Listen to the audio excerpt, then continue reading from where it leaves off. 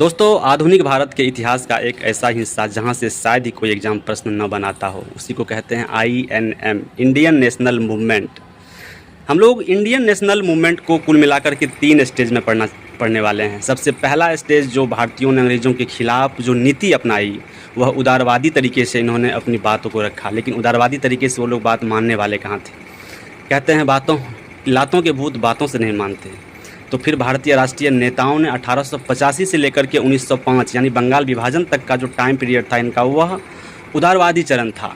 लेकिन उसके बाद 1905 से लेकर 1919 तक का जो टाइम पीरियड आता है दोस्तों, वह उग्रवादी चरण आ जाता है। उग्रवादी चरण के नेताओं ने बातों को अपनी प्रखरता के साथ रखी और तब इनकी बातों को स्वीकार किया गया। और जो हम लोग तीसरा स्टेज पढ़ने वाले हैं, वह जलियांवाला बाग हत्याकांड यानी 1919 से लेकर के 1947 तक, यानी पूरी आज़ादी को दिला दिया जाएगा 1947 में। यहाँ तक का जो टाइम पीरियड है दोस्तों, उसी को गांधी युग कहा जाता है। कुल मिलाकर के 3 चरण हो गया आपका, उदारवादी चरण, उग्रवादी चरण और गांधी युग। इन तीनों चरणों को पढ़ने के बाद हमारा भारतीय राष्ट्रीय आंदोलन का सीरीज़ बिल्कुल ख़त्म हो जाएगा।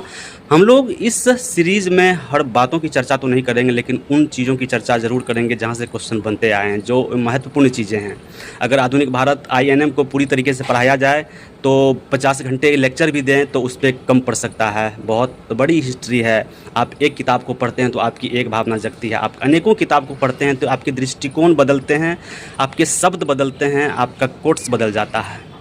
तो इस तरीके से हम लोग भारतीय राष्ट्रीय आंदोलन को पूरी कम्प्लीटली पढ़ेंगे।